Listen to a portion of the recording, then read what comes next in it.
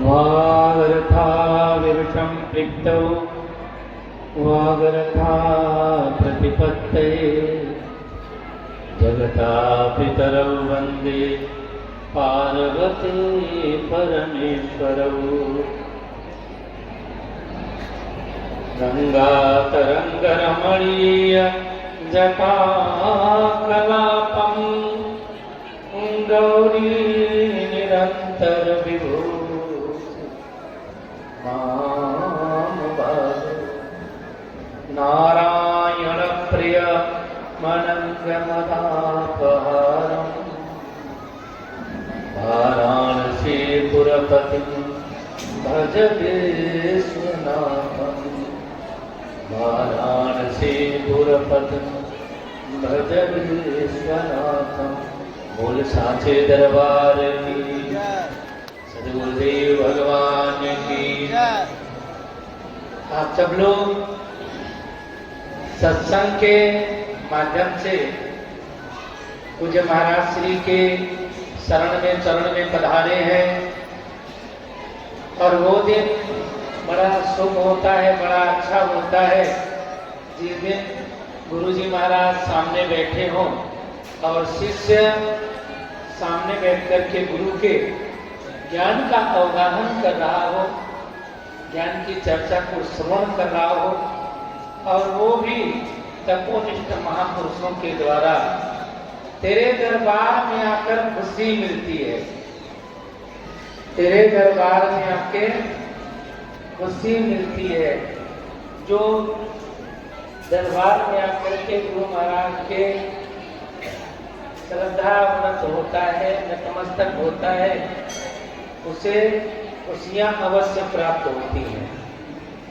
और आप लोग भी सच्चे मन से गुरु महाराज के चरणारविंदों में लगे रह करके सेवा की भावना से जुड़े रहोगे, सेवा करते रहोगे तो आपको बहुत सारों की खुशी मिली होगी और जिनको नहीं मिली होगी इस प्रोग्राम के बाद मिलेगी, जरूर मिलेगी।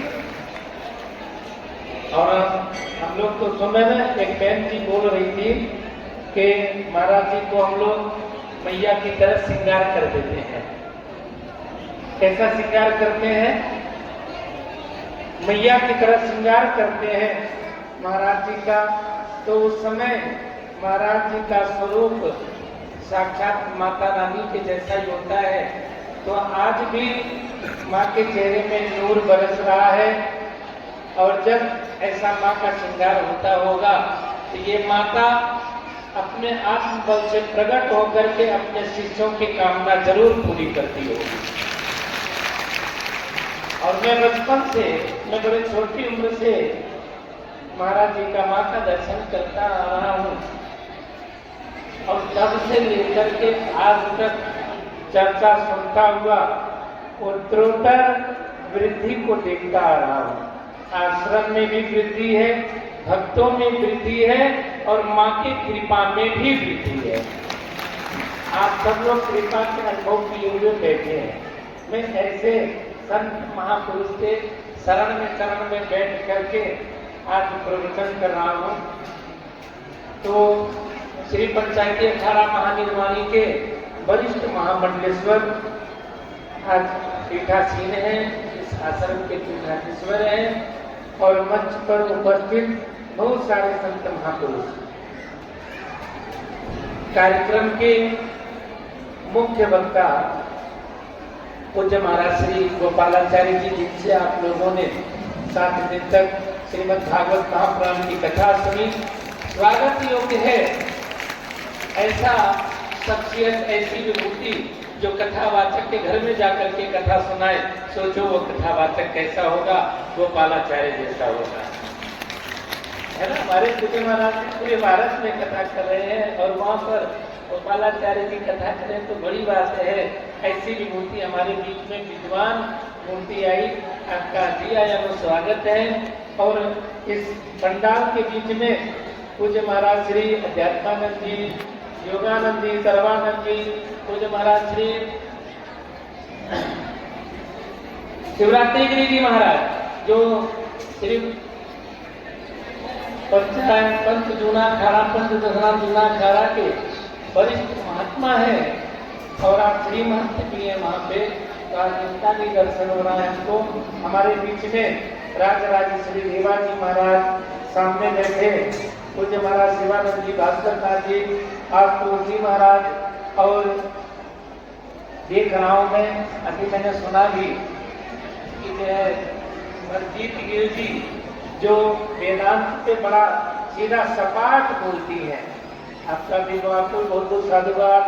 मनजिंदर पुरी जी, विश्वा भारती जी और दयानंद जी, अंबिका जी, जितने भी यहाँ पर सब मूर्तियाँ हैं, सबको मैं वंदन करते हुए नमो नारायण करता हूँ। एक दो बात मैं कहना चाहूँगा। आप लोगों ने बहुत कथा सुना, सब मैं बहुत हमें कथा ज्ञान की चर्चा को आप लोग श्रवण किया है। दो चार बातें करनी है, ज़्यादा टाइम भी नहीं लेना है, टाइम बड़ा कम है सबके पास में और मैंने भी बड़ा कम ही सुनाना है। जिस समय श्रीमद् भागवत महापुराण की कथा संपन्न हो गई, उद्धव जी महाराज भगवान कृष्ण को प्रणाम करने के लिए गए एकादशी स्कंद में। तो उद्धव जी ने कहा, केशव तुम जा रहे हो, मैं भी तुम्हारे साथ चलूंगा। तो भगवान ने कहा, तुम क्यों जाओगे? तो उद्धव ने कहा, तुम जा रहे हो तो मैं भी जाऊंगा। भगवान ने कहा, न तुम मेरे साथ आए हो न तुम मेरे साथ जाओगे। बोले भगवान, जब आप चले जाओगे तो मैं यहाँ क्या करूँगा? भगवान ने उनको बहुत काम बताए, आराधना करो, उपासना करो, तप करो, त्याग करो, भजन करो, सूर्य पूजा करो, अग्नि पूजा करो, वरुण की पूजा करो, चाहे कुछ करो ना करो, लेकिन एक काम जरूर करना। वो कौन सा? जहाँ पर जो मेरे भक्त मेरे नाम का कीर्तन करते हैं, मेरे नाम का गायन करते हैं, जो मेरे नाम के सत्संग की चर्चा किया करते हैं, उनको वंदन जरूर करना, उनका सम्मान जरूर करना, उनका पूजन जरूर करना। ये बात भगवान कृष्ण ने गीता में अर्जुन से भी कहा। देव द्विज गुरु काव्यम पूजनम शौचम आर्जवम ब्रह्मचर्य। देव द्विज गुरु विद्वान, ये सारे पूजा करने के योग्य है, सारे वंदन करने के योग्य है। तो देवताओं का पूजन करना, कई लोग कहते हैं हम साकार पूजा नहीं करते, भगवान आज्ञा कर रहे हैं कि पूजा करो। देव द्विज, और द्विज का मतलब ब्राह्मण, ब्राह्मणों का भी सम्मान करो, ब्राह्मणों का उपहास न करो, ब्राह्मणों का आदर करो, वो भी पूजनीय है, वंदनीय है। देव द्विज गुरु प्राज्ञ पूजनम शौचम आर्जवम। तो गुरु की पूजा, गुरु की पूजा करो, गुरु का आदर करो। और प्राज्ञ विद्वान का पूजन करो। तुम्हारा गुरु है कि नहीं, छोड़ो इस बात को। ब्राह्मण है कि नहीं, ये भी छोड़ो। भगवान है कि नहीं, ये भी छोड़ो।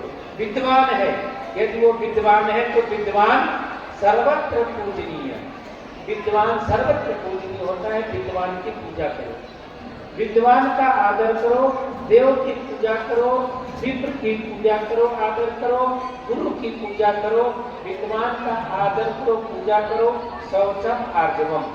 और हर समय शुद्धिकरण रखो। आजकल थोड़ी बातें ऐसी भी सुन लो ना, आप लोगों ने खूब भजन सुना, तो कुछ ऐसी बातें भी सुन लो।